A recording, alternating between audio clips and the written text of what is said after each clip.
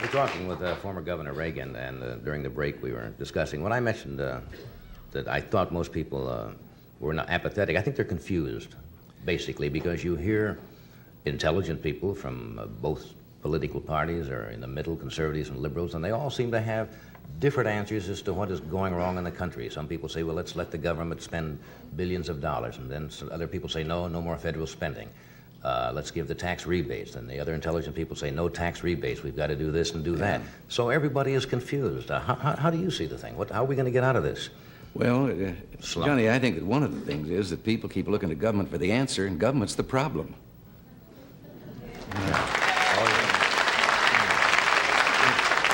A moment ago, you asked, about people and feeling not only confused, but low and down in America. First of all, the American people, if they would just take a little inventory and look around, you triple our troubles, and we're better off than any other people on earth. And we've asked so much of government, and we've gotten in the habit over the last 40 years of thinking that government has the answers. There's very little that government can do as efficiently and as economically as the people can do themselves. And if government would shut the doors and sneak away for about 3 weeks, we'd never miss them. Now, if the people want to Anybody you had in mind particularly? No, I said this while I was in government. Okay. Our biggest problem is that we have built a permanent structure of government, federal, state, and local. The permanent employees, and they've come to the place that they actually determine policy in this country more than does the Congress of the United States. Mm-hmm. There are 14.5 million public employees in the United States. That's quite a voting bloc. And the bureaus and agencies, now in Washington, I heard you talking earlier about some of the research programs. Mm-hmm. Well, there was a senator the other day, and he took up some pages of the congressional record. He was doing the same thing you were, listing all these crazy research programs and how much they were costing, and wound up his speech by introducing his own. He wants a study and a research of transcendental meditation. So? There's a state senator in Michigan, and he just found out the other day they got a $93,000 study on whether chitlins are bad for you. And he said that as a fourth-generation chitlin eater, he figured that he could tell you how for 93 cents you could find out the answer to that. No, we laugh at those things, but they do happen, I guess. Oh, listen, you had some beauties and there's some others. What would you say if I told you about a study in which this was called the demography of happiness? And in this study, the government found out that young people are happier than old people. And they found out that people that earn more are happier than people that earn less. And they found out that well people are happier than sick people. That's good.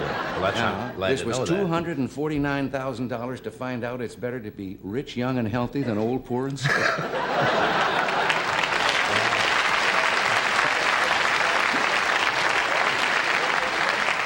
So when you say now that it's that the government may be the problem, so what do people do? They have to look to somebody, and you say if they look for themselves, that's it may be good advice. But how about somebody who's on a Social Security pension or a pension they're trying to live on $150 a month? They have to look to somebody, I guess. Yeah. They're saying, hey, we can't make it. We can't afford to go to a doctor. 62% of the people can't stay home in an election and cure things, as we did in the last election. I just read this week on the radio. They dropped 300,000 voters from the Los Angeles roll because they didn't take the time to go to the polls in the last election. 300,000 people. It was the lowest percentage in history. Only 38% of the people voted in the national election. And this means that people aren't paying any attention to what... Well, here, a poll was taken recently that found out that only 46% of the people in the poll could name their United States congressman. But what was worse, 86% of those who could name him couldn't tell you a single thing that he represented or stood for. They just knew that he represented the state. But he was a congressman, but what's he doing while he's up there? And the same is true at the local levels of government and all the rest. But so you're saying people really have to take an active interest, and you have to have citizen action groups locally and let them know. Concerned the special citizens, interest groups. Now, the special interest groups aren't, as everyone thought, big, powerful business interests or something that are going to persuade government to do things. As a matter of fact, I don't know anyone with less influence today in government than business. They're just a convenient whipping boy. But it's the groups that have got a particular axe to grind. You can't have a power plant because it might interfere with the seagulls. Now, I think I'm an environmentalist, and I do not agree with those people way over on the edge who pave the whole country over in the name of progress. But also, I don't like those on the other extreme that won't let you build a house unless it looks like a bird's nest. Someplace in the middle, we got to allow people our ecology, too. Right. Well, this kind of group, and they want their particular program. Hundreds of dollars have been added to the cost of an automobile, putting gadgets on it to clear up the air. We're the only country in the world that's set out to do it that way. The automobile industry, over and over again, told government if they give them more time, the answer lay in making the motor more efficient and making it burn the fuel better. And when they were given the limited time, there was only one thing they could turn to. That was the add-ons that you had to go. And the verdict is really kind of still out on those, whether they're going to add more sulfuric acid to the air or not. Yeah. What do you think's going to happen? Now, you've been asked this question. I'm sure you knew that I might possibly bring it up tonight. There's an election coming up. You're out of politics now, but you're speaking, and as I say, you're going around the country. Do you envision a possibility, say in '76, if the convention, say, was deadlocked? I'm giving you all the theories and so forth, and the conservatives took over possibly and got control of the electoral process, and they couldn't quite make a decision, and they came to you and said, Governor Reagan, we can't decide between Mr. Ford and Mr. Rockefeller. We're divided. Would you like to go to the White House? You remember that answer I gave you about the CIA? Yeah. Oh, come on. No, I won't buy it. I'm not going to buy it. No, I can understand the CIA now, but No, I thought that was delicately phrased. Yes. Verbose but delicate. Yeah, verbose but delicate. No, I think it's an unanswerable question. I don't think anyone, in view of the things that have gone on the last few years, knows what's going to happen in the next 2 years down the road. I think that everyone should hope and pray that people are there will do the job so well that there won't be any question about it. Because if they do, then everything's all right with the rest of us. You think they're doing their job well? Well, I agree with some things and disagree with others. When they give me a choice between a $53 billion deficit in the budget and an $80 billion deficit, when budget deficits are what's causing inflation, I don't see that there's any room to be on either side of that argument. Yeah, I think the answer to curing inflation is a balanced budget. Now, how do you do that? I mean, how do you balance the budget? Well, balancing the budget is like protecting You don't spend more than you take in, right? Yeah, it's like protecting your virtue. You have to learn to say no.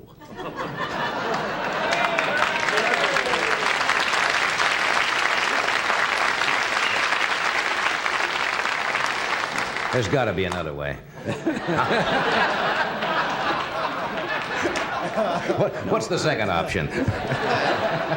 Well, no, there's some ways that this could be brought about. First of all, that limitation. Here's another one.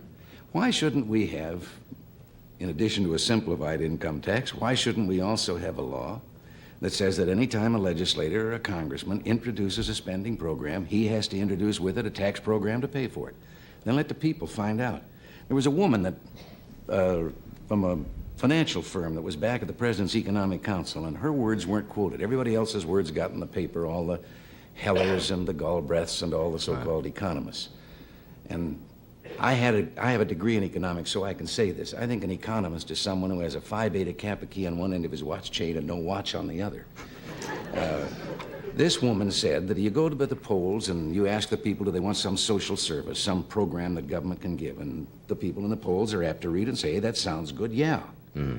But she says that isn't exactly accurate. She says put a $100 bill in each person's hand and then show them the program and say, now, isn't that a nice program? Do you want it? Give me the $100. And she says, see what the poll says then, and how many people hang on to the $100 instead of the program. In other words, if it's rather hidden and someone doesn't know exactly where it's going to come they from. All the government programs start $1 down and we'll catch you later. And they multiply all of those things that you were... The Office of Management and Budget in Washington, that's responsible for the budget, putting the budget together, cannot even tell you how many boards, commissions, agencies, bureaus, and departments there are in the federal government. Yeah. But all of them can pass regulations, and those regulations have the force of law. And the difference is when you break the law, you're innocent until proven guilty. When you break a regulation, the fellow that charges you with breaking the regulation, you're guilty. Right. And if you want to take him to court and prove you're innocent, that's up to you. Right. And all of these are things yes, we can trim the budget. There's enough fat in the federal government that if you rendered it, you could wash the world. Now you took...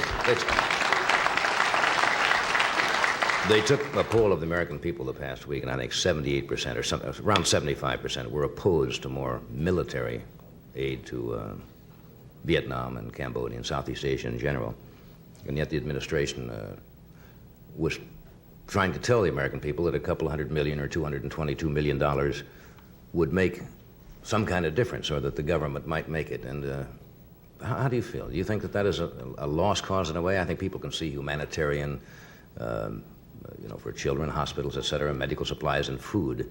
But it seems that the public has just almost had it up with military involvement, where we feel we are not directly threatened. Well, we are fed up. We're war-weary after a long and badly fought war.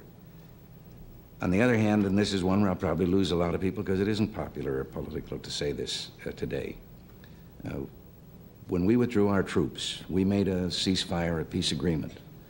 And it was based on supporting the non-communist forces in Indochina on a basis of one-for-one replacement. Every bullet they expended a bullet to replace it if the communists violated the ceasefire. Mm-hmm. The communists have violated the ceasefire 72,000 times since it was instituted and we brought our men home. And I think for the United States to break its word, we're in that agreement. We pledged something, and the Congress is now saying that the United States reserves the right to just break its word and not, what are their allies ever going to trust us? And there's no question that backed by Red China and the Soviet Union, the communist forces in Vietnam and Cambodia are on their way to take those over. They do, of course, Laos just automatically falls. Mm-hmm. Then they're on the edge of Indonesia, 140 million people, which comes within 14 miles at its nearest point of the Philippines. The domino theory is in existence. Is that still a viable theory, do you think? And yes, it is. And I could see the United States one day being very, very lonely. Now, it's a very funny thing that the same forces that want to cut our defense spending are the same ones that want to increase all these social services and this social tinkering and experimenting that hasn't worked. And every time it doesn't work, they just impose a more expensive program on top of it. I think the American people, if they really look at all the facts, yes, we want fiscal responsibility. But I think we also want a country that is strong enough at all times that we can say to any adventurous guys over there on the other side of the water, you better look twice, brother, before you start getting rough. That we can take care of ourselves.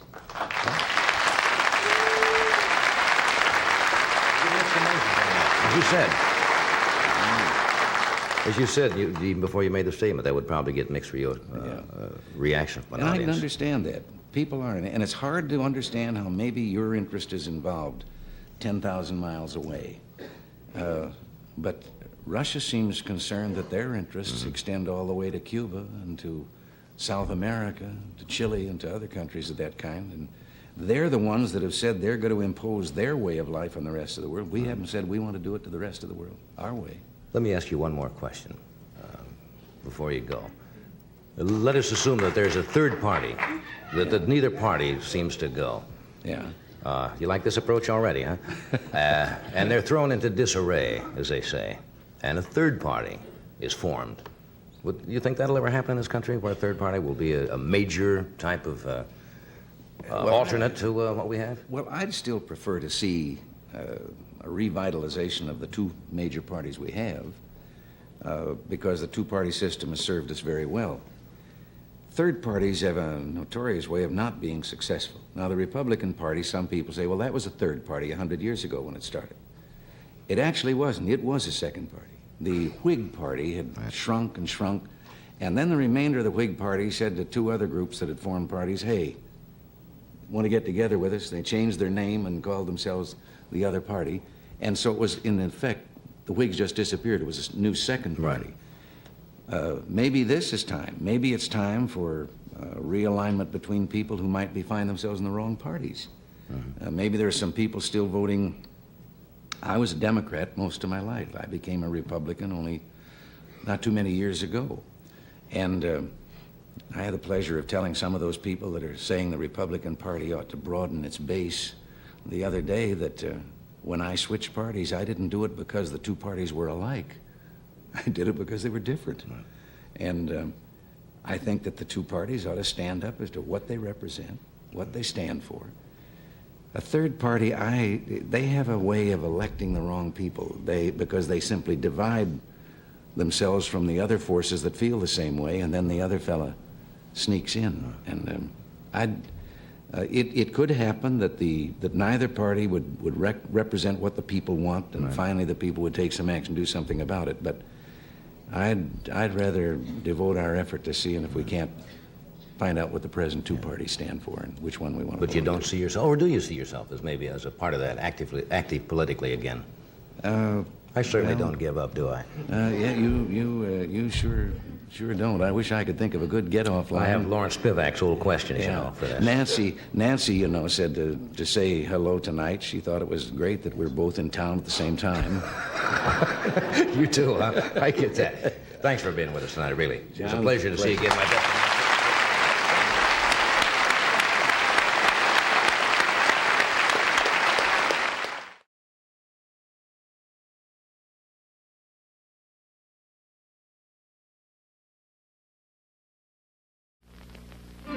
The following program is brought to you in living color on NBC.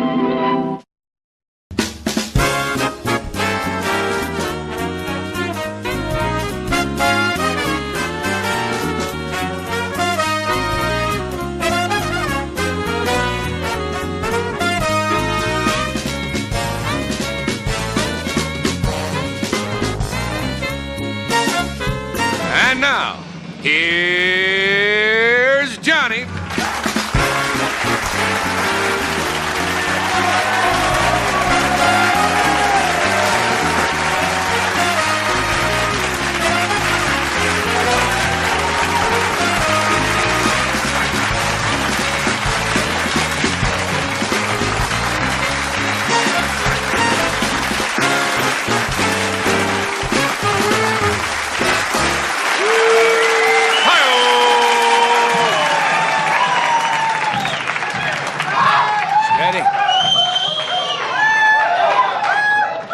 This group is higher than a kite. It's easy to when to applaud. We have a sign. The trouble is now knowing when to laugh during the monologue. Why don't we get a big sign, Fred, that says laugh? How was Hawaii? You just got back from Hawaii? Loved Hawaii. Staying at the Mauna Kuki Hotel there. Did you learn anything? Yes, sir, I did. Are you going to demonstrate later on? No, sir, I'm not. I hate to start. What is that you're wearing? I just thought I'd borrow Grandma's curtains and live a little bit. What's Grandma running around like this? I hate to start the show off with a sad note, but this weekend at the Lion Country Safari, Herbie the hippo passed away. They had an unusual eulogy. They had a parrot trained. The parrot gave the eulogy. Sounded just like Jessel. Said, I've known Herbie many years, one of the finest hippos. It was a great fun weekend. We're in a new studio tonight, and the laughs are not down here yet.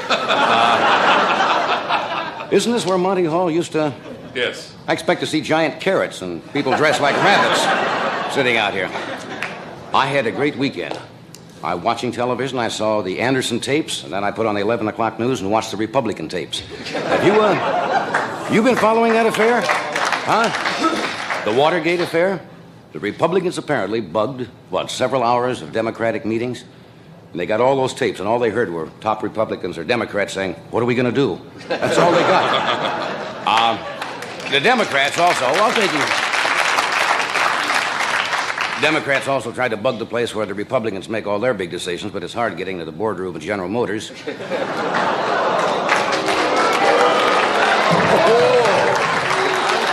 See, I go either way. It's interesting to see how these jokes go. They suspect Agnew might be involved. because on one of the tapes they heard somebody saying, testing, 1, 2, 4.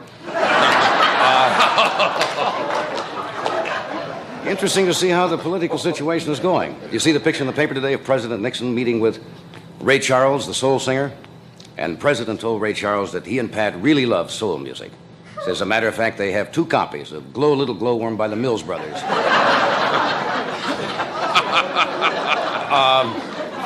You got a, something from, Fred came back with a sun rash? You call it a hickey from the sun, right? Actually, it's a hickey from the son of Don Ho, but we're not going to go into that. What else happened today? Did you know? Oh, this is a hostile group in here. In New York today, did you see this? The Central Park Zoo, Lulu, their gorilla, gave birth to a little baby gorilla. It's the first baby gorilla ever born in captivity in New York City. There's a scandal involved. They don't know who the father is. Okay. Well, I'm not going to keep you much longer. We got a good show tonight. This is a little unusual for us, isn't it? Yes. In here. Because Bob Hope is right next door, taping his show, and that's why we moved over here. Bob will be here. Dom DeLuise is with us. Peter Fonda, most talented singer, Mr. John Denver. And what else do we have? That's it. That's pretty good. What do you want? We'll be with you.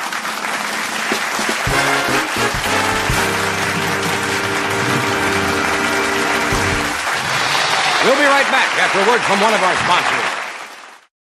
I don't know about you, but I want my makeup to look clean and fresh. That's why I switched to Natural Wonder oil-free makeup. It doesn't give me a greasy, over-made-up look because it's the first makeup without a drop of oil in it. And some makeups have this much oil. Oil-free makeup really makes you look and feel fresh and clean. If your makeup doesn't tell you otherwise, it's probably got oil in it. Mine's oil-free. Natural Wonder Oil-Free Makeup by Revlon. Beautiful.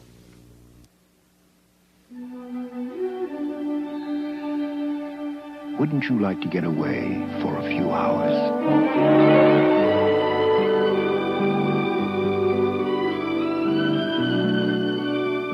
A Beauty Rest by Simmons can help put you into such a deep, sound sleep, you'll feel like you've been away overnight.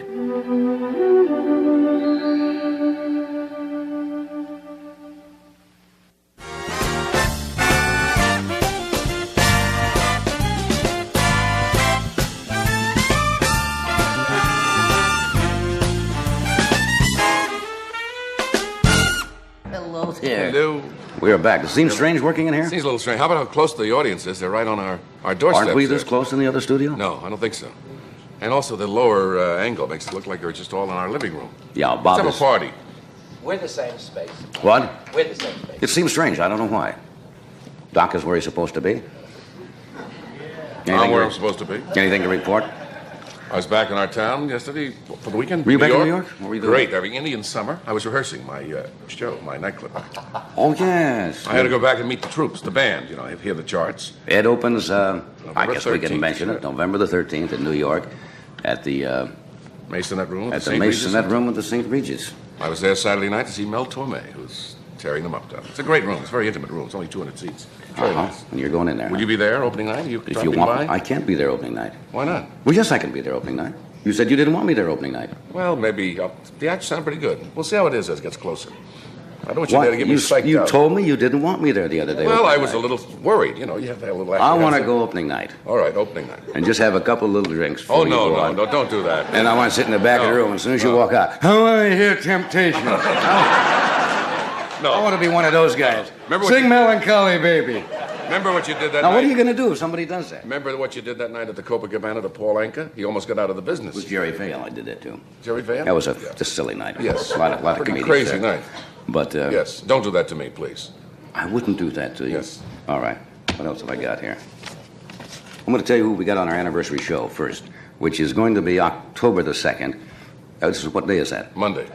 Actually, October the 1st is our anniversary, but we couldn't be on the air October the 1st because it would be on Sunday. That's right. And the show isn't seen on Sunday. That's right. So Some places it is. Well, not the anniversary show. No. That'll be seen a month later in those places. When are we seen in Hawaii, Fred? 1 week after you do it. It's seen a week after we do it here. That's right. Why is that? They have to row the tape over. Tape is taken over by dinghy. I didn't know that. Anyway, here October the 2nd, Governor Ronald Reagan will be with us. Jack Benny, Joey Bishop, George Burns, Sammy Davis Jr., Jerry Lewis, Don Rickles, Dan Roan, and Dean Martin. Wow. For openers. Well, that's all live. We're not going to do any film clips or anything. No. They will all be actually right here on our stage. All right. Do you have anything of note? You keep carrying books around. No, this is a copy of Los Angeles Magazine, and in it they have 25 things to do when you're bored. Well, everybody gets bored. Here's what they say. Have your portrait painted. That's one of the things they recommend. Thumb through excited this audience, doesn't it? Yes. Thumb through the encyclopedia in pursuit of new knowledge. Invent something. I'm not making these up. This is what this magazine says to do. Take a scenic bus tour of Los Angeles. I've never seen a bus in Los Angeles. If you can find the bus, learn a new skill, take a night school course, take a tour of a factory or bakery. There are 25 of those? No, I'm not going to read them all, obviously, the way they're going. Start collecting something. Start collecting That's all it says. Old doorknobs. That's what it says. Now, who would want to collect old doorknobs? You might because of your dreaded fear. Well, that's a little-known phobia, and I don't want to talk about Tell it. them. I mean, go ahead, because somebody out in the audience might have that same fear. Well, and you mentioning it would make them feel less It's embarrassed about it. nyctophobia is what it is, and most people don't know about Now, that. what is nyctophobia? It's a fear of backing into doorknobs. Most people don't know that. I see you probably helped somebody out there. There may be other nyctophobyites out there. Well, it's just kind of weird. Go for a bicycle ride. Well, those Does that are cover not... it? About the 25, I guess, hits everything, doesn't it? Well, that's for just your average boredom. Now, when the boredom really sets in, Deep boredom. deep ennui, when you really have boredom, we have some more things here to do that they did not list in this magazine. This is when you're really bored. Punch a cop. You know, erase a zebra. Go to the beach, find a sleeping sunbather, and melt a chocolate bar in his stomach. No.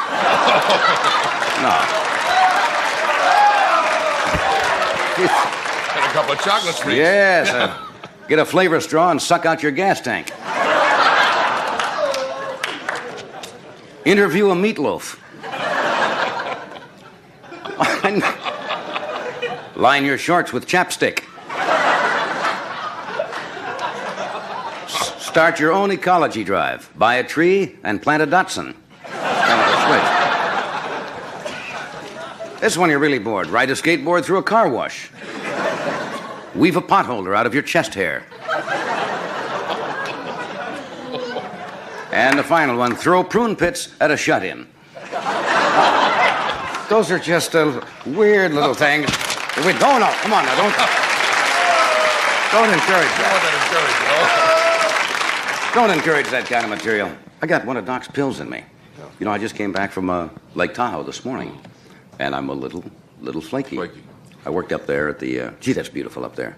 That whole Lake Tahoe, went up to the Sahara Hotel. It's beautiful, beautiful country. And Doc has something he takes when he's tired. Yes. Gives him kind of a lift? Yeah, you blink a lot, but you're sure awake. I don't know what it is. It's nothing.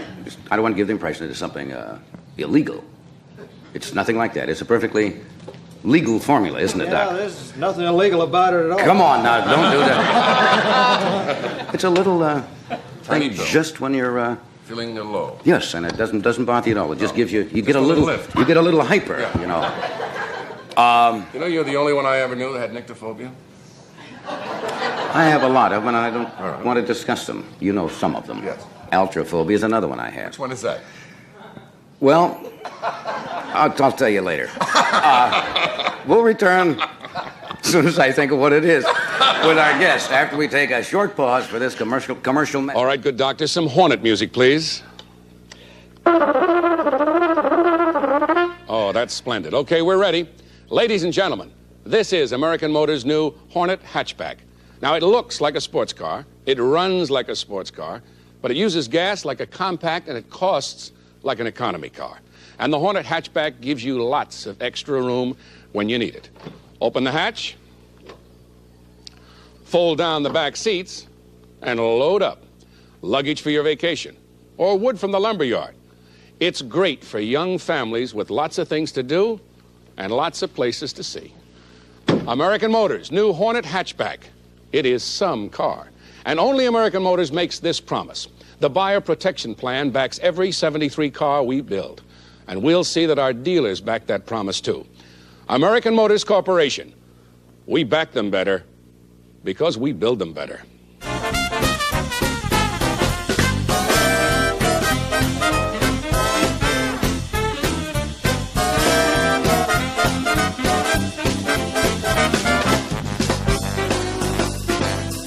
You know, Bob Hope has been introduced so many times, it's difficult to think of something new way. What would you say about Bob Hope that's never been said? I would say, I've mentioned this before, that he has more class, I think, as a performer. Style. Than you're just a classy man. Well, he's with us. His latest film, Cancel My Reservation, opens Thursday, September 21st at the Radio City Music Hall in New York. Would you welcome Mr. Bob Hope? Yes.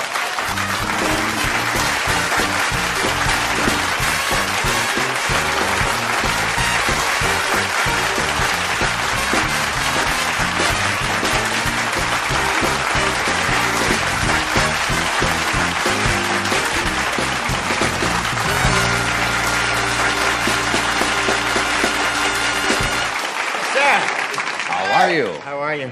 Very natty tonight. They make this stuff in all prices, don't they?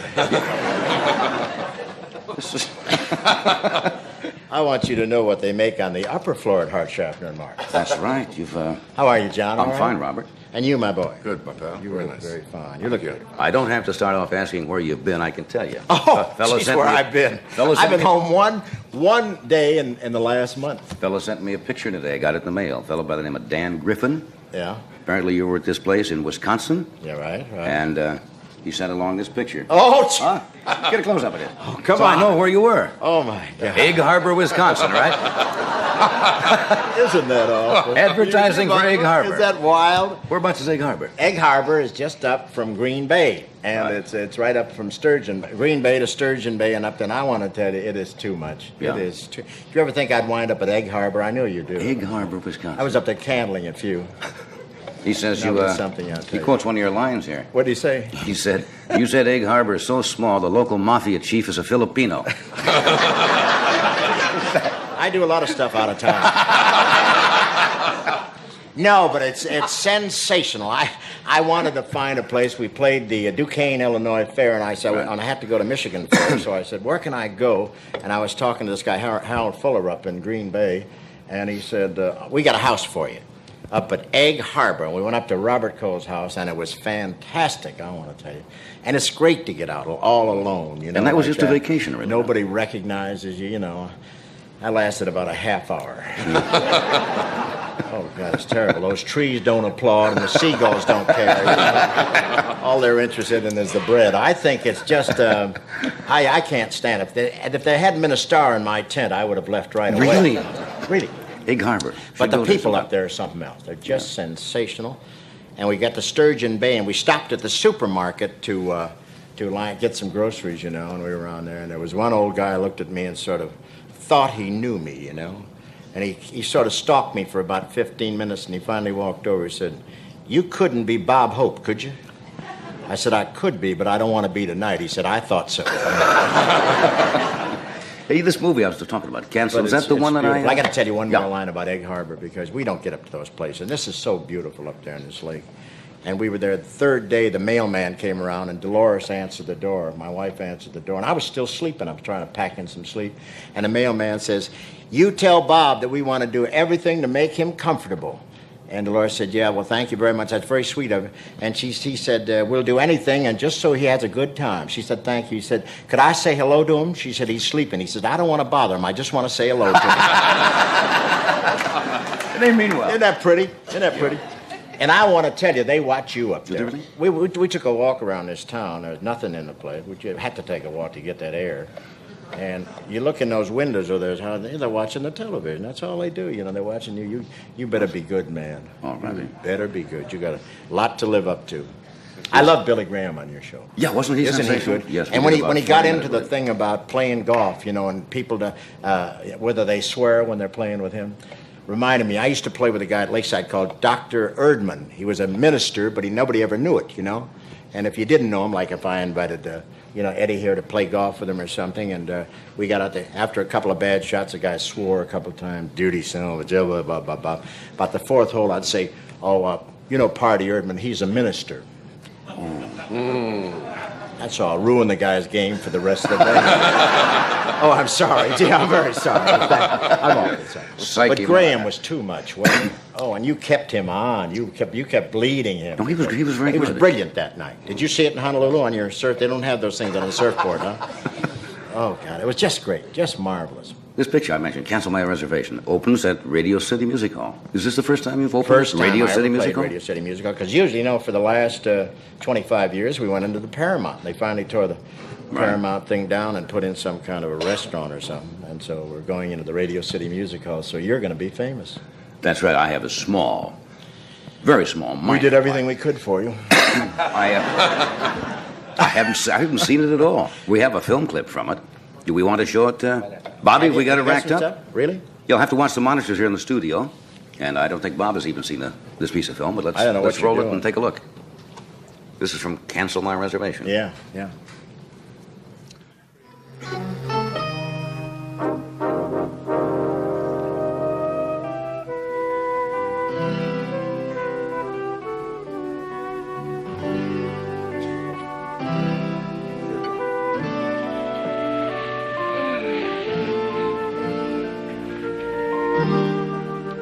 Careful, partner. You don't have your brand on that yet. You're alive. Only one of us is going to be if you make another move. Who are you? That's my question, stranger. I ask you first. But I got the gun. Don't you know it's against the law to carry a concealed weapon? I'm not wearing anything to conceal it in. Sure, one thing. You have to let the horse know who is master.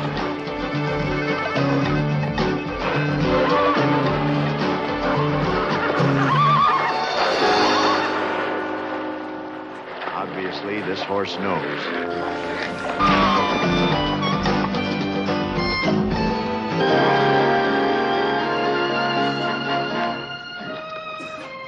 Don't worry, we'll make it. Glad you're in good condition, honey.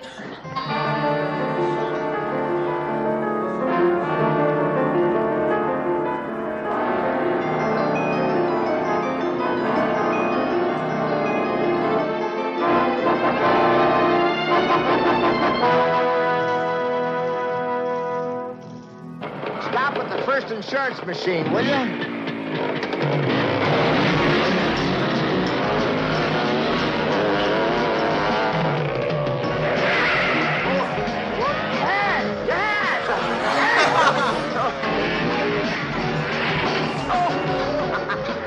Yeah, we can pick up my stomach on the way back.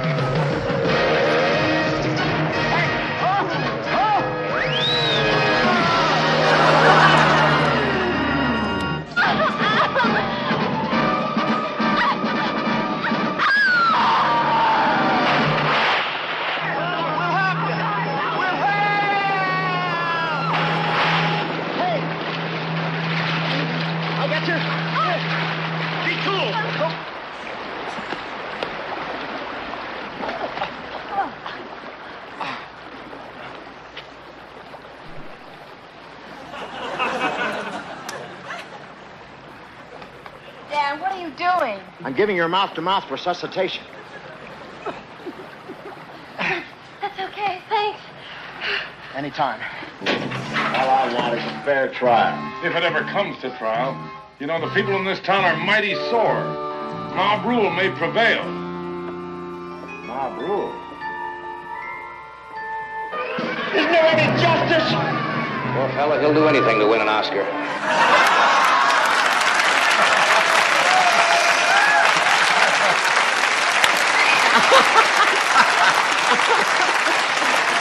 How about that? Isn't that great? Finally made it into a Bob Hope movie. Gee, that's funny. That's funny. We just. That's a. Hey, you did some fine cutting there. You took out all the punchlines. Didn't want to tip over. Who did that? The Gillette people or something? No, it was fine. That's fine. I just give you a little rough. It's sort of a Western cat and canary. That's what it is, yeah. How much do I, I've never brought this up, Bob, but how much do I, having not done picture work, do I receive financially for that kind of, I mean, Radio City Music Hall, I mean, after all. You saw it. What do you think you're worth? Sorry I asked. Let's move along. Let's move along after that one. What was the first picture you ever made? The very the first picture was a big broadcast of 1938. Yeah. Right. I was 3 years old. Yeah. W.C. Fields and quite a cast. Yeah. Martha Ray, Dorothy Lamour. Do you remember it at all? I mean, and it was something else. I tell you, 1938. How old were you? How old were you? 1938. I was. Anyway, let's not get into that. I was 13 years old. It was beautiful. There was nobody out here, but Crosby had a ukulele, and he was going steady with the Ramona. And there was nothing around here but a few Indians waiting for John Wayne to show up. Early days out here. We're gonna cut away for a second. All right, we'll be right back. Stay with us. You can wait till we get a big laugh before you go off, you fool. Nervous fingers. Now, we'll take a brief pause. That's what we're going to do for this message of interest. Brief pause. What do you think of these boots? They're nice. No, really. They're really nice. They're Florsheim, you know. I didn't know. Best fitting boots I've ever owned. Right. Is that kid skin soft? They're even lined with kid skin. I'll take your word for it. Hey, would you pay $50 for them? Yeah, sure. I paid $39.95 at Florsheim. Now that's value. Believe me. I don't throw my money around. I believe you. The Sultan by Florsheim, $39.95. Which glass would you rather drink from? 2 new glasses. We washed each one 10 times. The glass on left in a leading automatic dishwasher detergent. Glass on right in new formula Calgonite. Glass on left has visible residue. Calgonite glass is clearer. Because of Calgonite's exclusive new formula, your glasses can be cleaner than they are now. Look again. The choice is yours. Which glass would you rather drink from?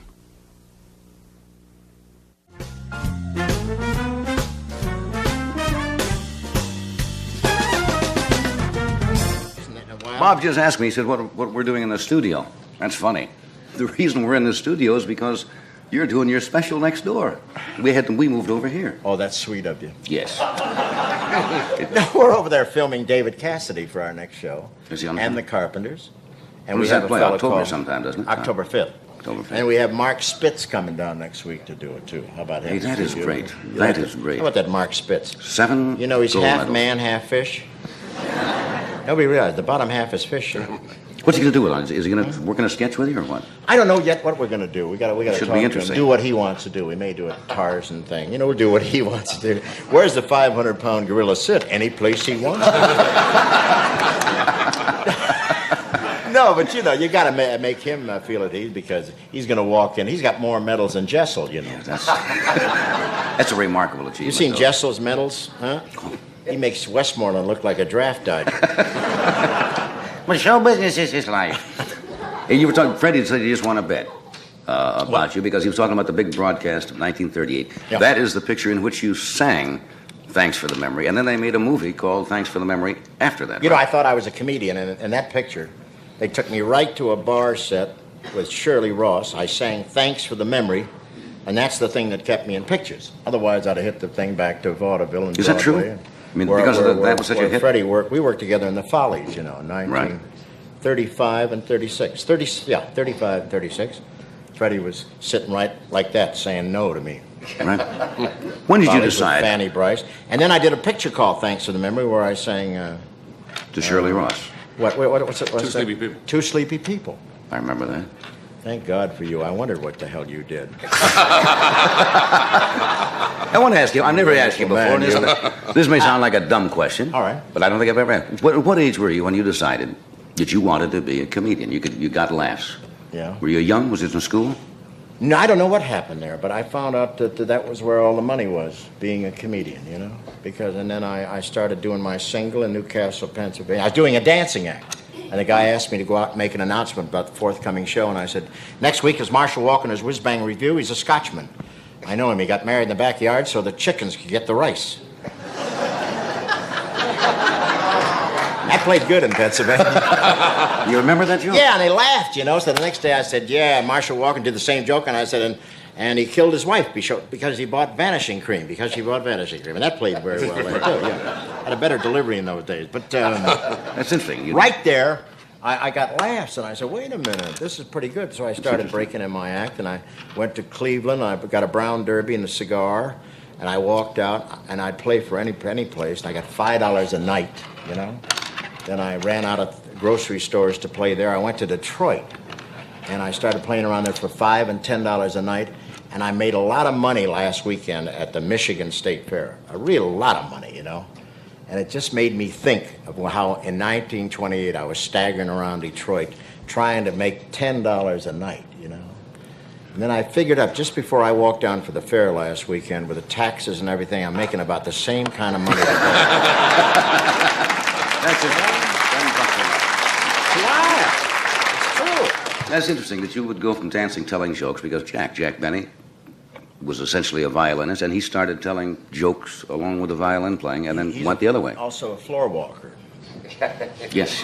Follow me, and the guy said, if I could walk like that, I wouldn't need the talcum powder. Remember that joke? He's beautiful, doesn't he? He walks like he's wearing Liberace's dancing belt or something. He's pretty. Just a little minty there. Hey, you mentioned when we go back to New York, they're going to have a special day on the 21st, and the mayor is going to be there. Yeah, that's right. Mayor Lindsay. They're having a special day at the Radio City Music Hall. Nice, huh? Right. Nice. And I'm going to Tyler, Texas on October the 13th for the East Texas Symphony. And, you're kidding. How about that? Wichita, Kansas, I'm going after that. The next day to Wichita, Kansas for another benefit. How do you manage to keep up with it? People ask you this all the time. I It's lie incredible. about my age. I just keep staggering forward. But I tell you, I have so much fun and so many laughs, you know, doing these shows. You do, too. You go out. I like to do it. I just was up And at Lake Tahoe it's last therapy. When you get laughs, I think it's therapy. I'm not getting too much here tonight, but I figure... You're able to nap because I've seen you. Yeah. You can During get in the a show. car and... during the show. No, you can get in a car on the way to the airport and catch... I can't. And go to sleep. I relax pretty good. As long as they pay, I relax pretty good. And you're going to be gone on October the 1st or 2nd. I think you said you're in Georgia or something, so you can't be with us on our anniversary. Right. And I wish I could be. I'm going to be in Macon, Georgia. Another big benefit for local citizens thing there. And I'm going to be in the University of Missouri on the next day. Isn't that all? 30th of September. But if you want me, you know, I could send you an 8x10 glossy or something. Hold on. Got this one from Egg Harbor here. Hey, I thank you for coming. I know you've got to run. Thank you. Always a pleasure. Thank We'll see you. John. We'll see you soon. Thank you, Bob.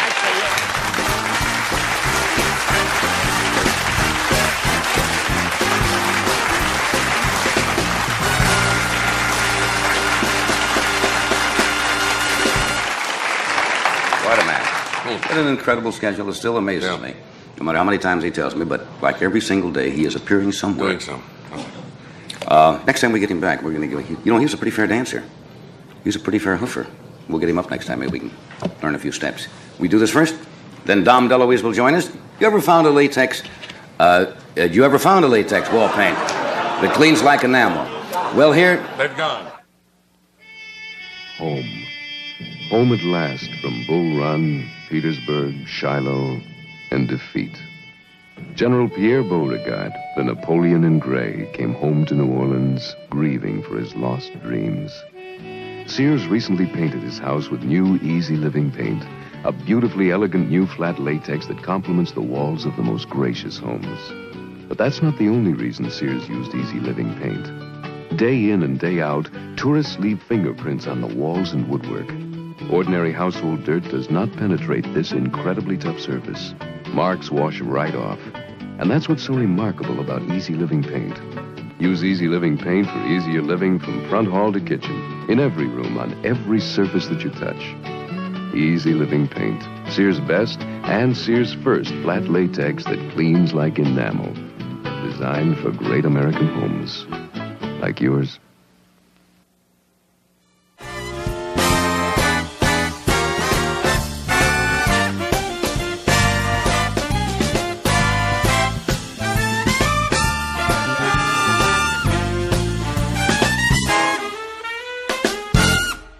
Before Dom comes out, I might mention tomorrow night's guests. We have Don Rickles with us, Dionne Warwick and Hal David, of course, who collaborates on all that great music with Burt Bacharach, Pat Boone, and Dr. Irwin Maxwell Stillman. Can you see Rickles and Dr. Stillman? That ought to be.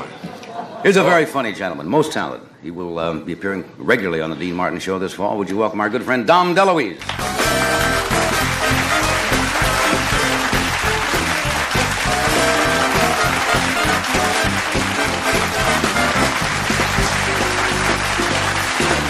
America. Wonderful to be back. They like you. Oh, they're good. You tell People that? are nice, yeah. I'm very lucky. Is this wood? Everything is full, Michael. You can't knock on wood anymore. You notice that? Here, something, you know. Are you superstitious? Oh, no, but you got to be careful. Listen, if there's a ladder and a nun and a black cat, I stop right away. You know, when I say, I don't go under a ladder on purpose. I'm careful. I had a cousin who said if you see two nuns, you got to go the other way. I've never heard that before. No, well, my cousin, he was Cousin weird. You have to be careful. He used to bet on the horses all the time. He said, I almost made $1,000 today. And you see, he meant if he had the money, he would have bet on this horse, And black cats don't bother me particularly. I always like to see a little white spot on them, Then I know they're okay. Then you do have But I'm to. not superstitious. Of course you are. Everybody says that. Somebody says you shouldn't put shoes on the table in a dressing room. Why take a chance? Shoes on the table? No, I've never heard that one. I've heard of the hat on the bed. Well, hat on the bed. See, I don't work that room so much. You work the shoes on the table room. I didn't know that. Tables, you got to be careful. How have you been? I've been terrific. I've been working great. a lot on the Dean Martin Show, and I've had a wonderful time because you meet people like who you were talking about, Jack Benny. That's right. Now, I've admired him for years, and I met him a few times, but I had... Are you all right? Excuse me, I'm fine. But I had a whole week with him. And boy, he's terrific, You know what I mean? Sure. He's incredible, man. I mean, he's incredible because he's enthusiastic about life and, and about his jokes and stuff. I really admire him, My hat came off to him before, but it's really, I really... It's amazing talent. Yeah. And boy, was he funny. I mean, I'm talking about really funny so that you would cry a little, Yeah. Yeah, really, really good. Was he one of your idols when you were growing up? He was, Yes. Jack was one of mine. Sure, why not? I used to listen to the radio to him, his vault, I would listen on Saturday. Radio is very deceiving, you see. When I was a kid, on Saturday, we'd listen to the radio, and I'd see the Frog Prince, Let's Pretend, and he'd become the prince, and I'd see all that stuff. And then one day, my cousin took me down, and I saw this show, and they're standing in front of a microphone. Yeah. Oh, no, don't do it. Ribbit. And I went, that's it? So disappointed. Then television came, and I liked it. Takes all the fun away, doesn't it? You could see all the mistakes they made. You remember Lights Out on radio? That Lights great Out. show The Witch's they had? Tale, I remember that. No, they used to have one called Lights Out. Everybody was late at night, and they did these wild, incredible things. Like doors creaking. Driving a stake into somebody's heart. But sound effect-wise, it would absolutely drive you crazy on radio. You can hardly duplicate that on television. No, you can't do that anymore. I've been listening to radio as I drive home on Sunday night. You can hear the Green Hornet and different stories. And the Green Hornet is on? Didn't you know? Yeah. Well, no. You keep going to Vegas and making money. I didn't know the Green Hornet was back on it's radio. on Sunday night. Oh, maybe only my car gets it, but in any case, but I hear it. A wild car there. And I like it, and I think, oh, it's interesting. But is that Cato? Cato is there, right? I didn't know that. Did The Shadow. The Shadow do. Right. Right. But they kept saying, I'll tell you what my plan is, and the music would go, and he'd say, Inspector, here's my plan. He says, Cato, here's what I plan to do. It was terrible. Really terrible. Did you ever send away as a kid? For everything. For all the premiums? I have all the buttons and the whistles and the thing you put up the nose and nobody will know that you're... What is that? Hold it. What? Well, that was... I mean, the long ranger ring. In case you're in trouble, you blew it. Woo! Like that, And Tonto would come, boom, give you a little... Yeah, that's crazy. I loved being a kid because I loved to send away for things, for free things, And wait at the mailbox. Yeah, they only lasted as you open the envelope and it said, oh, boom, and it would break. But you loved it. Oh, look at this. It's a wheel that you could hold. I don't know what they sent you nothing. Didn't you ever get the Orphan Annie decoder pin? Right, Sure. all Remember of that stuff. And give you a message and at the you'd end sit of there and they'd give you the secret message at the end of the thing, and the message would be, buy Ovaltine, which I thought was kind of a hokey trick to do on an 8-year-old But kid. wasn't it exciting, though? See, now my thrills and chills are harder to come by. Yeah. What? But when I enjoy them, I enjoy them. I tell you one thing that happened Can I tell this? So you can tell anything you want. Let me ask my conscience if I... Yeah, no, this is... You asked yourself? Sure. I don't know, because I was there. The marvelous thing about my son is that he's mine, you know. Well, I'm saying that as a sentimental father. I really like that. And we were living on the beach for a while, and the beach was being taken away by the ocean. The ocean had a storm, and it was saying, give me the ocean, give me this. And it just took a big chunk out, you know. Now, we had steps coming by this house, and then would come sand. So like that, you see. You'd walk down steps and then go. So the ocean came, took some sand away, and then I had to build 2 other steps, you know. And I built them, see, so they were my steps, even though we rented the house. Now comes the storm again, and it took about, I don't know, another 6 feet from the ocean, just took it away. So these steps are hanging, and I jumped down, and I was going, I'm going to get the... I took my clothes off. I was going to save my steps, and my 6-year-old son said, don't go out there, Dad. They're just steps. I said, but they're my steps. And he said, this is the sad part. It's not touching. He said, they have no life, Dad. Oh, you know the Jewish word kvel? Kvel. All over. Yeah. I was kvelling a lot. My steps went out, but, you know, I lost them. But they're not. I thought that was a nice thing for him to say. You know, that was a real joy He's for me. 6. Yeah. That was like a button that you get in the mail for me. Do you get all the parents' books, you know, that how to you know, raise your child and talk? Yeah, oh, sure. They're terrific. Yeah. I told my son, I said, I'll never hit you again. Because I read books and I know that you shouldn't hit.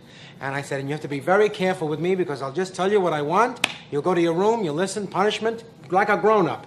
The other day, I have one little boy about 9 months old like this, if my son lets him live longer. And you know, you got to watch. Sibling rivalry there? Little sibling. He picked him up, and from the back, here's what I saw. I just saw, here's the baby, and I saw a bonk. And then I saw his face, and he was consoling the 9-month-old, and he was saying, you'll be all right, you'll be all right. But the big smile, and I said, as a good, compassionate father, go to your room! You know, exercising control. Yeah, because, and then I suddenly said, oh, geez, that's not good. I swatted him as he went by, lefty, you know. I says, what did he learn? To scream and yell and hit, you know. Right. So Were I you said, spanked as a child? Yeah, from the back of the neck, my father would just go, paw, you know. Well, my father was terrific. Yeah. A good hitter. He once gave me a dime when I was about 14 years old, and I said, he was going to go hunting. My father was he went like this if he wanted you. No matter where you were, even if you were making love, you would drop your girl and go. He wanted you then, you know. And anyway, he gave me a dime when I was... You drop your girl. Well, whatever you were doing, he wanted you, you know. He was a tough guy, you know. He was very tough. He used to, at home, the general tone was, I'll give you the tone, be careful. Get out of the way, no more, that was the general. I mean, I was eating like this all the time. You know, at the dinner table, it was just, I never see nothing like in my life. That was just Christmas, you know. Then when he got excited. Was he born here or is he from... Yeah, oh no, he was born in Brooklyn. And then when he was 2 months old, his mother took him back to Italy. And that's when he learned Italian. He didn't learn English very well, but he would say, instead of breakfast, he would say breakfast. Breakfast. Yeah. And there's a couple of words he used to say. I guess, can you say Jesus Christ on television? Well, this is telling a story. You may have to bleep this whole thing. Shall I take a chance? Yeah. Okay. He would say, instead of... Are you nervous? No. Well, sometimes when people swear, they say, Jesus Christ. They do say that. You know that. Yes. And that's the truth. Okay. Almighty, they say that whole thing together, angrily. Okay? Then they also say, for crying out loud. And my father took these 2 expressions, and they came out when he was angry. For crying level almighty! Just took the best of both. That's right. You just took just put them together. For crying level almighty. And then I'd say, that must be bad. But he left out the good parts, you know, the part. I don't think taking the Lord's name in vain, if you want to do that. I don't want to make any enemies, but I tell you that as a humorous anecdote. Anyway, I'll tell you this. I know you have to go to a spot. No, we don't. But when he was 12 years old, when I was 12 years old, he was going hunting, and he gave me a dime. I couldn't believe it. I said, a dime. He woke me up in 5 o'clock in the morning. He said, here's a dime. And I was so touched. He had tears in his eyes. He missed me. I thought, he loves me. The man who says, yeah, for crying out loud almighty. Loves me. I took the dime and I put a pencil mark on it, and I still have that dime. Is that right? Yeah, because he never gave me a dime. Usually he gave me this, paw, you know, in the kidney. But he was a sweet man. He turned out to be like a lion later. Do you have a minute? Certainly. Do you charge much? No, I'm all right now. I loved him as he got older. I loved him very much because I realized that he did what he thought was right. Right. You know, and he was a sweet, dear, wonderful man, and we loved each other very much. Fortunately, he got to be very old, and we got to be really good friends. I would yell back at him louder, and that would make him laugh a lot. Yeah, that's You good. know, I'd yell a lot of. You can go now. It's Okay. Come back. And now Ed is going to show you how twisty, how tasty. Wrong. It's all right. How tasty, but I'm very sad. How twisty? How twisty. How twisty? Now, a grown man. How can a breakfast cereal be twisty? Well, it's twisty and it's tasty, and it's only 240 calories. Tasty is right, John, because for less than 240 calories, you can get the Special K breakfast. It really is special because you get a 1-ounce serving of delicious Special K, America's favorite high-protein cereal, plus some skim milk and some sugar, a glass of refreshing orange juice or tomato juice, and a cup of hot coffee. So start your weight control program right with the right kind of breakfast, the Special K breakfast. Less than 240 calories, 99% fat-free. It is 100% delicious. America's waking up to a great breakfast idea. Frosted Mini Wheats from Kellogg's. Oh, they're grand and glorious cereals. Make them golden wheats. Oh, they're all-American sugar cinnamon frosted mini wheats. 2 flavors, plain sugar frosting Or brown sugar cinnamon. and a great little size. And fortified with 4 essential B vitamins. Oh, they're all-American sugar cinnamon frosted mini wheats.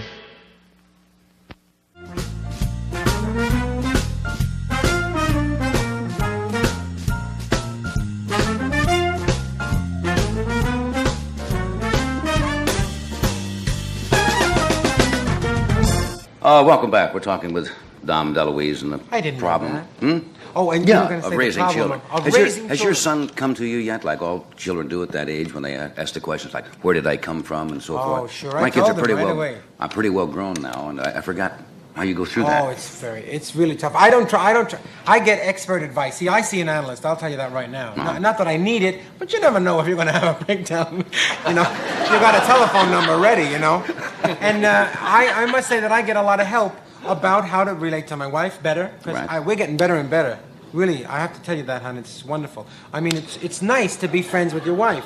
It takes a lot of work, you know. Certainly and, you know, does. and you got to say. It does.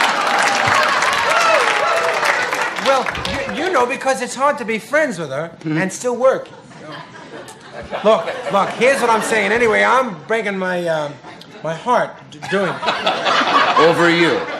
And from time to time, my son will want to know how babies are made, you know? So we got a book, and it says how babies are made, and you say innocent little things like mommy and daddy lie close together, and we plant a seed, and then comes a baby, you know? And then you just give them a little information, and you don't get all that they can really too graphic, assimilate, because, right. yeah, you don't want him to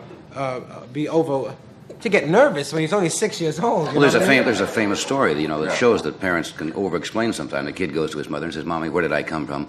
And the mother sits down and goes through the very Right. detailed She thing says, about the "Well, egg and so forth and so on, and the uterus and so forth. And after she got through, the kid says, "No, Billy across the street came from Detroit. Where did I come from?" Yeah. So you over-explain too much before the kid's ready. There's more truth to that because they really don't want that much information. You know, slowly. And by the way, I will be very honest with them because, see, I tell you, I don't know how many of you knew where you came from when you were 12, but somebody told me on the corner what possibly my mother and father had to do to conceive me, and I said, "Don't you dare say that. My mom and dad would never do that." And they said, "Well, what do you think that, you know?" And I said, "Well, that's just an eggshell. That's, you know, 12. Do you understand?"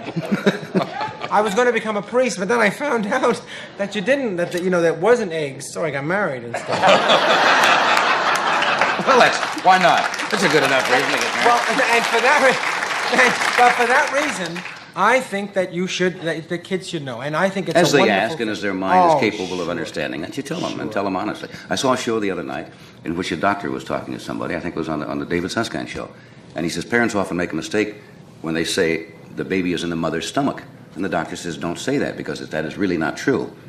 He says you can say uterus. You don't have to explain in graphic detail. You just say it's near the stomach. Yeah, but he said that's wrong also because that gives it gives the wrong impression. But you hear that all the time. Right. My son always asks wonderful questions like, what does that mean, Daddy? And around our place, it says, wanted alive. You know, there are a lot of children driving. Post, yes. So you have to go into the thing, wanted dead or alive is a thing they had on. I try to tell him as patiently as I can about the world. It's so big, and it's been here such a long time that they have to have so much information. He's only 6 years old. He's got a lot of information already, you know. Television does that to kids. You know, they're so much more aware of what's going on in the world because they see it every single day. The only thing my son asks for now is that he wants a monkey and an elephant. A monkey and an elephant? Yeah, for some reason. How do you handle that? Well, I handle it like this. No. See, I look at him I think that's direct. You can't have an elephant. You know, who's going to walk it? And where? Curb your elephant. I mean, that's kind of weird, No. yes. I can't do that. No, sometimes. You just say you don't have to always give a reason. You know, say because it's my house and it's my house and I'm bigger than you are. Right. When my son threw my big son threw my small son on the floor, you know, I said to him, that's not allowed. That is not allowed. I'll get you a doll. You can bang the doll around, but you cannot bang your brother around. It's just not allowed. That's reasonable. You know, if anybody banged you around, I would be very mad at him. Right. Then he kind of listened, and I said, it's not allowed. You sound like you're a good father. Sincere. That's right. Also, I give a whack from time to time that I don't mean to, but it comes That's out not like going to that. warp him, you know. No. The Tonight Show will continue in a moment after this word, so stay tuned. Hey, I got it out. They were close to one another, yet they never met. It seemed as though they had nothing in common. Dubonnet is soft, smooth, refined. Ginger ale is just ginger ale. And ice, merely frozen water. But when they met, something magical happened. The French wench was conceived.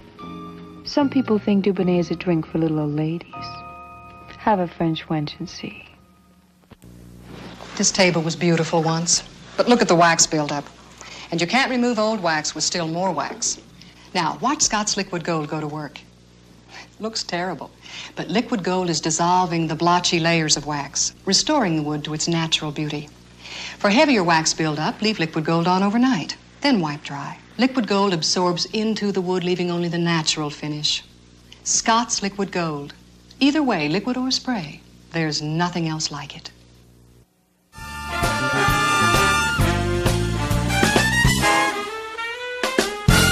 John Denver is one of the most, yeah, you can applaud for our band. Good guy.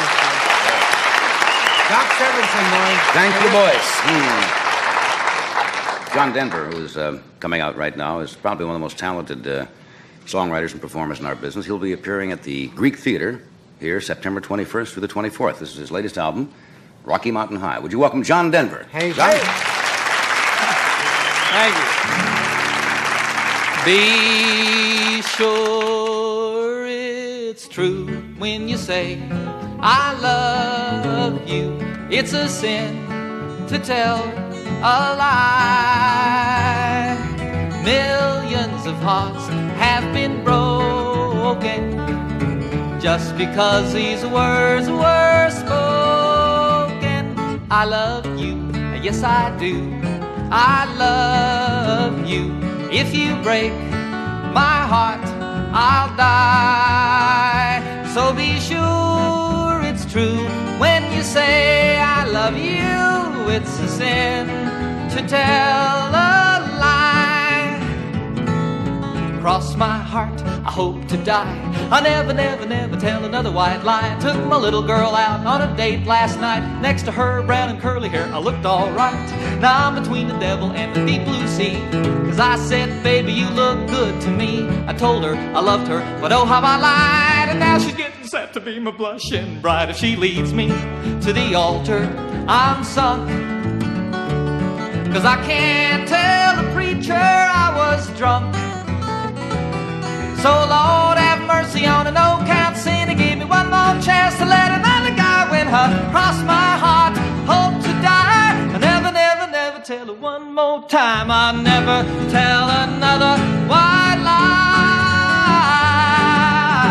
Vodo-de-o-do.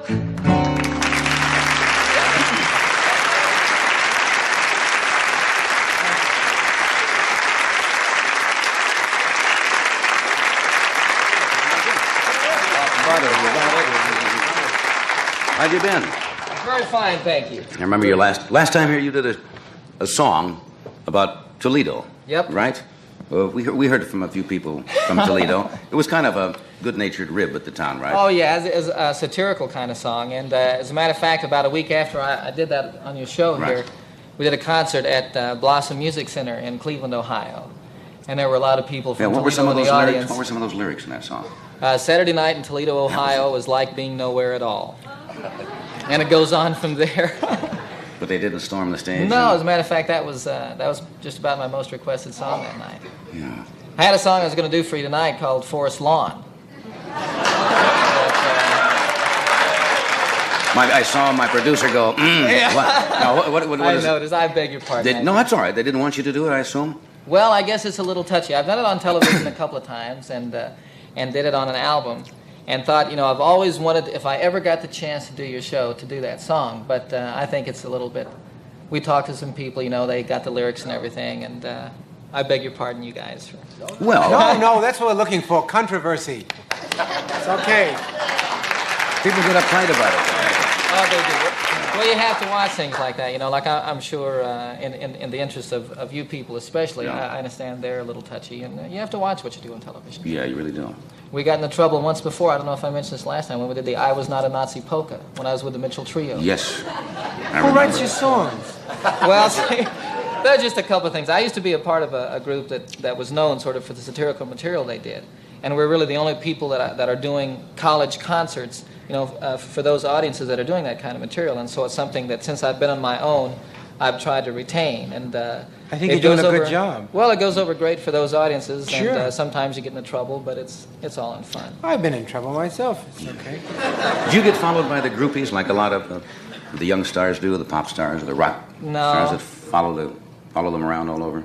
No, I really don't have any problems with that. I think my musicians sometimes are a little disgusted with me for that. I write so many songs about my wife Annie. Goodbye Again, which I did last time here, and Leaving on a Jet Plane and stuff. And they leave me alone. I think they feel that they realize I'm pretty comfortable at home. Somebody asked me to ask you about an experience you had. And, I don't know whether they're putting me on something that happened during your honeymoon. Yeah. God, I'll never live this down. Ann and I got married about 5.5 years ago, and we went out to Phoenix, Arizona for our honeymoon. We were at a trailer camp where her grandparents had stayed, an old people's... retirement village type of place? Yeah, exactly. And while we were there one night, I'd gone out to see some friends and ended up doing a little guest set at a nightclub out there, and Annie was feeling kind of poorly. And I started getting worried about her, and asked her if she wanted to go home. No, she didn't want to, and so the evening progressed, and finally she did feel bad enough that we took her home. And as she kept getting worse and worse, and we've been married like 2 or 3 days, and I was getting very concerned. We went by the hospital. I said, "Now listen, kid, you want me to take you in?" She says, "No." So we went on. We got to the trailer and went to bed, and she couldn't even undress. She couldn't lie down, And I said, "Okay, that's it. I'm taking you to the doctor." So we called the emergency room, went there. They couldn't figure out what it was. They gave her some pain pills and decided that they would set up an appointment to see a doctor the next morning, which we did. Went to see the doctor, went through this whole thing, and Annie was in there, it seemed like years, And pretty soon she came out and wouldn't tell me anything, just pay the bill, we'll go. And I was getting nervous, and we got outside. I said, "Well, now, what's the matter?" She says, "Well, I was in there, and the doctor was examining me. There was a nurse standing there, and he says, 'What are you doing in Phoenix, Annie?' She says, 'Well, we just got married, been married a couple of days, and we're having our honeymoon here.' She says, 'Oh, is that right? How long did you say you've been married?' 'Just 2 days.' Well, Annie, I'll be honest with you, I think this lovemaking has gotten a bit much for you. I think your husband's cracked your rib."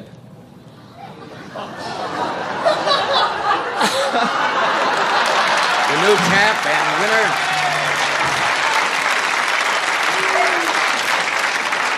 Oh, it was nothing. You tiger, you. Huh? Well, you know. She's walking around with a cracked rib and didn't know it. Yeah. And of course, she was embarrassed to death. You know, the nurse was standing there giggling and. You were standing there going, Yeah. Sure. I mean, I started bragging to people. Maybe you're doing it wrong.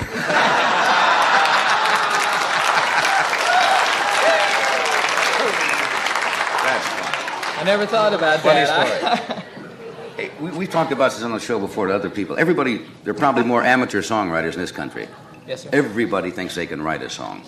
And they sit down and they send it away to be published. And, of course, they can get it published. Does it come easy for you? No, sir. It's really... every once in a while a song will be kind of easy, but they're very few and far between, you know, when I get the mood to write a song. And though I think what reputation, whatever I have, is based mostly on having written songs like Leaving on a Jet Plane, Follow Me and stuff, they really are very few and far between. And I consider myself primarily a performer, an entertainer, you know. There are a lot of singer-songwriters around today. It seems, you know, that's really the kind of music that people are interested in now. Right. But there aren't any other ones that would do things by other artists on their albums. Nobody does It's a Sin to Tell a Lie anymore. Right. That's such a great song. Oh, you know? it's a wonderful song. And but I like to write songs. I really feel good about having that avenue of expression. You know? This is the next thing you're going to do for us after we do this is your new single, right? Yes, sir. Is this one you wrote? Yes, sir. I wrote it in January, and the single is called Hard Life, Hard Times. But when I wrote the song, the way it is on the album, it's called Prisoners. It's about prisoners of war. Good. Love to hear it when we come back. Okay. All right. We'll do this first. We'll be back with John Denver, Dom DeLuise, and Peter Fonda will join us shortly.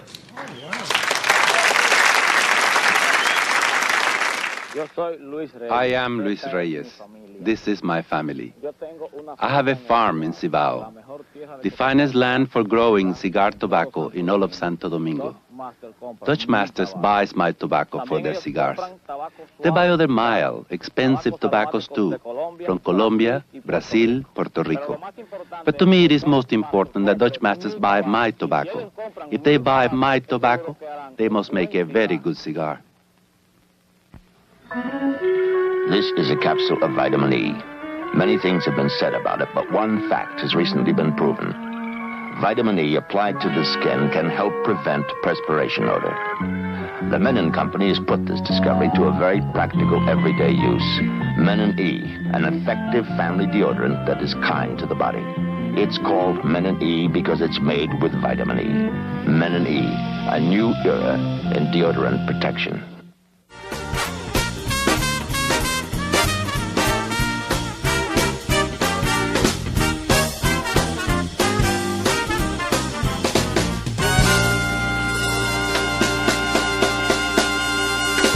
Right now, here's John Denver to do his latest single, Prisoners. John?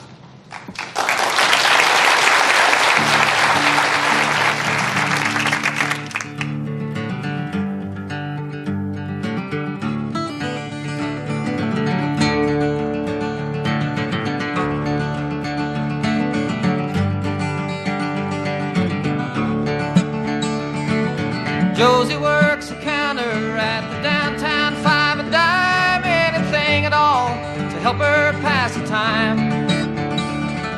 My mama keeps a baby, my grandpa rambles on about the good times playing in his mind. It's a hard life living when you're lonely. It's a long night sleeping alone. It's a hard time waiting for tomorrow. It's a long, long way home.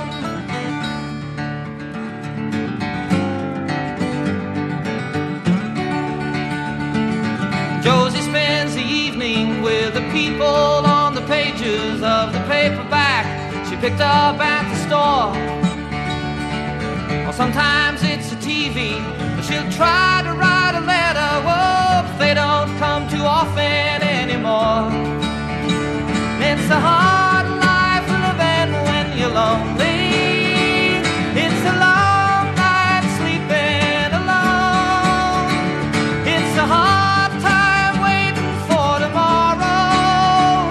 It's a long, long way home.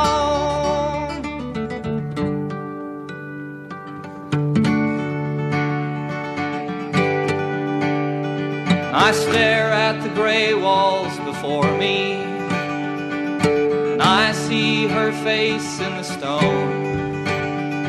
I try to imagine our baby, and I wish they would let me go home. I wish they would let me go home. It's a hard life living when you're lonely. It's a long night sleeping alone. It's a hard time waiting for tomorrow. It's a long, long way home. It's a long, long way home. Bring me and the other boys home. Bring me and the other boys home.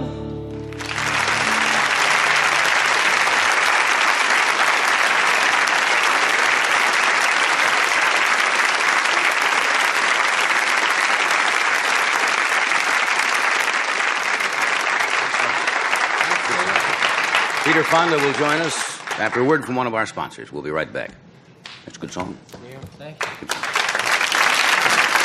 You know, Doc, now you can look a lot, feel a lot, the way you really are inside. Well, are you trying to tell me I don't know what I'm something, trying to Mr. tell you. McMahon? I know what I'm trying to tell you. But most of all, that's just the philosophy behind Johnny's new clothes for fall. You mean like that great-looking window pane plaid number? Yeah, look at that. Pure wool with rich suede accents. Coordinated shirts and ties as well. Look at that. Say, Ed, is it raining? Not yet.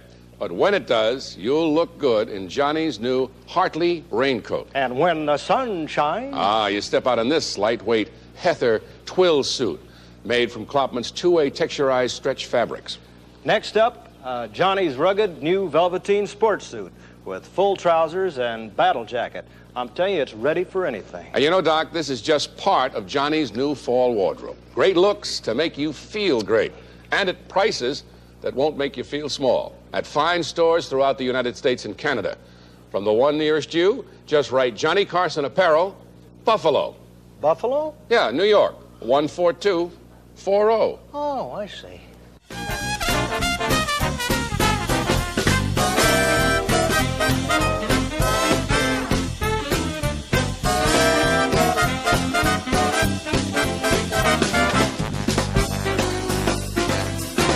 Last week we got a little behind time on our show because we had Reverend Billy Graham on, and Peter Fonda was nice enough to give Reverend Graham his time and said he could come back with us tonight. He's a most talented young man. He's an actor, a producer, and a director, and he will soon be appearing in the new Robert Wise film, Two People. Would you welcome, please, Peter Fonda?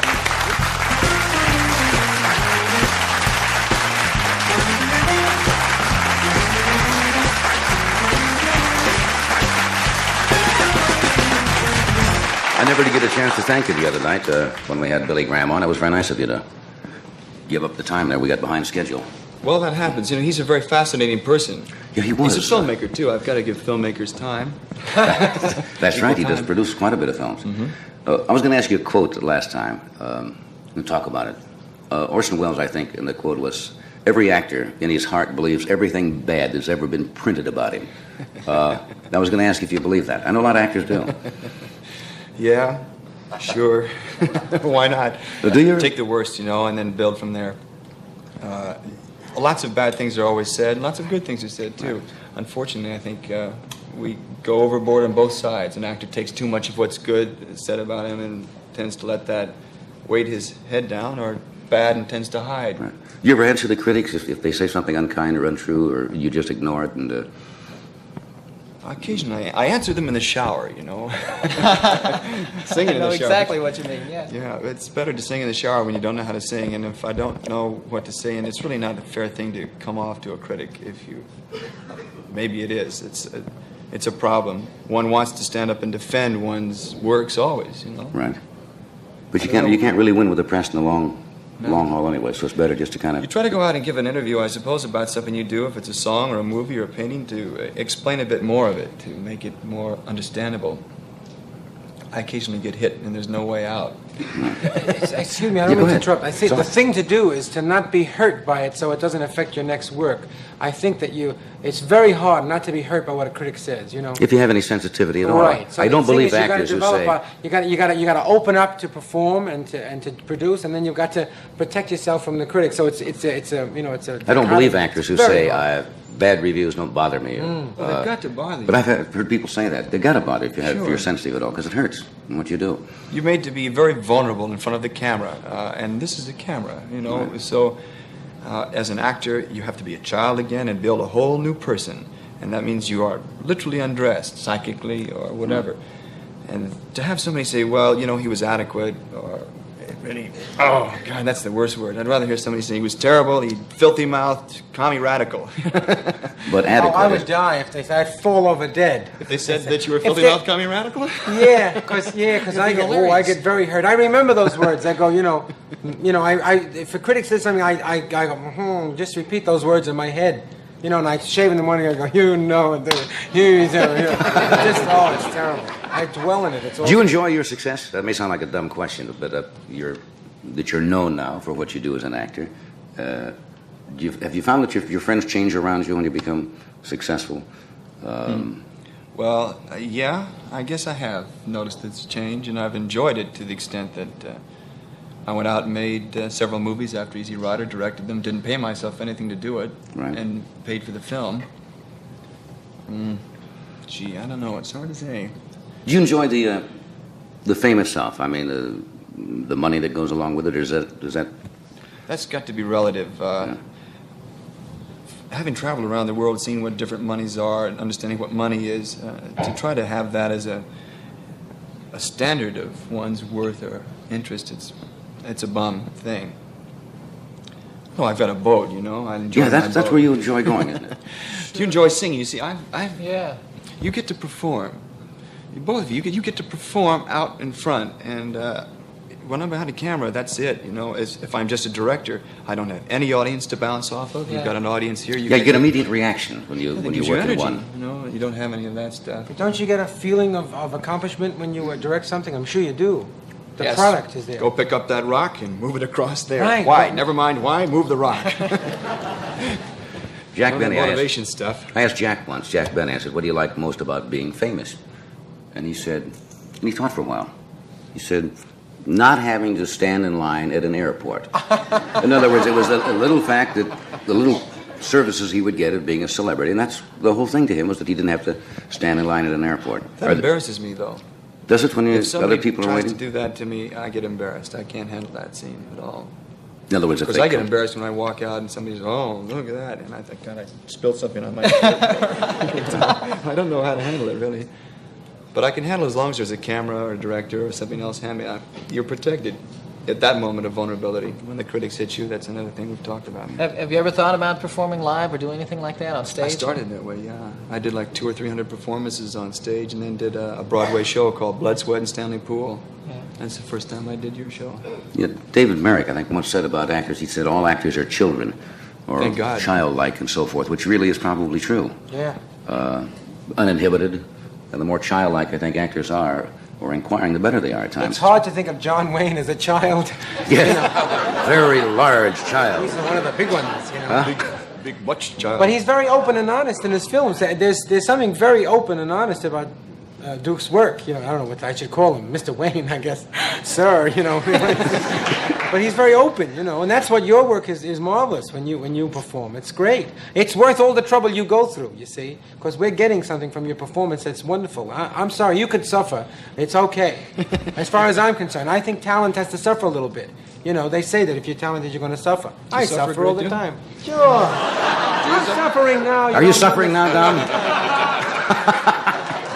But it's true. You know, John, it's not... This job doesn't only have pluses. It has to have minuses, right? And you'll know your minuses, I'm sure. Sure. You're on the road or something like that doing concerts, you know, and it gets very lonely. It gets very lonely if you're trying to do something, you don't know if it's coming through, you don't know if you're getting across this thing. It's a part of you, you know. It's hard. I think that's very true. You know, I think that the thing you're talking about actors or artists or whatever being children is the fact that that we're very open. We're influenced by everything that we see. Everything can touch you, and it might touch you a little bit more deeply than others. And so you feed that back to them so that they can get it also. Didn't you at one time, rather than be an actor, didn't you want to be a lawyer at one time, if I remember? Yeah, indeed. I figured that That was still one intrigue you? stage, and this was another stage, and I could get more out of it on this stage. As a lawyer, I'd only have a small courtroom. I just thought about the question you asked me about fame. I don't know how I relate to it on an outside level, but before we came on the show, John came over to the dressing room, looked in and said, hi, and I really like what you're doing and all that. I thought, well, that makes it worthwhile. Then that's all right. Well, isn't that what all performers in the end result, you really want the acceptance of your peer man. group, Yeah. basically, your fellow It's all entertainers. security, isn't it? Boy, what a word security is. Do you have any goals now that you, say when you were 20, you want to be a lawyer? Do you have your goals at all 19. changed now? Or 19, you want to be a lawyer? Oh, yeah, lots of them changed as I learned more about the world around me. Television, of course, was an incredible thing. I was born in 1940, so I was one of those TV babies.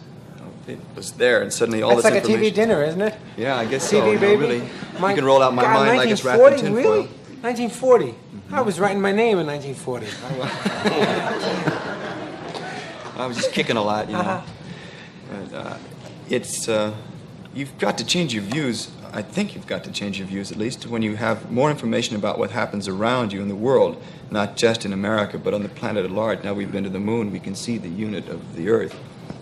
This has been immensely important to me, whereas my mind was very narrow about civilization and society when I was 20, say, even. And I'd had a lot of television.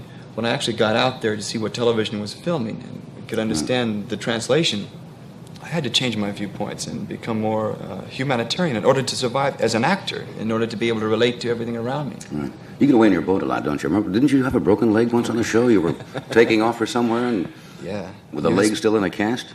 Yeah. You asked me how I was going to do it. I said slowly. I got there, though. And you did it, too, with a busted leg. That's fascinating. We're going to take a break here, and we will be right back after this word from your local station.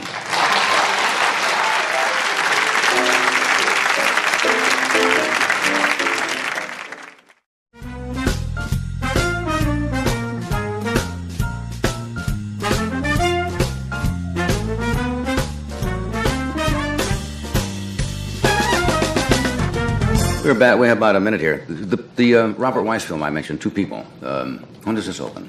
I don't know when Bob wants to open it. I think probably after December because of all the glut of motion pictures it tries to compete for the Oscar. That's right. They do that, don't they? They have to get them in a Dump certain it out year. by the 12th or something, the 15th of December. Well, that's the way it works. I see. In other words, if your picture comes out after the first year, then it's up for the award in the following year. Mm-hmm. I wish you good luck with it. I hope it's a good picture. Thank you. I hope so, too. John, where are you headed for? We have the Greek Theater this weekend. That's right. And then Carnegie Hall in New York the 30th. Carnegie Hall. Right. Yeah. You ever play Carnegie Hall? Freaks me out, I'll tell you. Little country boy playing Carnegie Hall. Yeah, I'm flying my folks up from Denver and my wife's folks. And, Hey, that's great. Thank you. I'll be appearing in my living room. Don will be in his living room immediately following the show. Tomorrow night, Don Rickles, Dionne Warwick, and Hal Davis, Pat Boone, and Dr. Still. Thank you. Good night.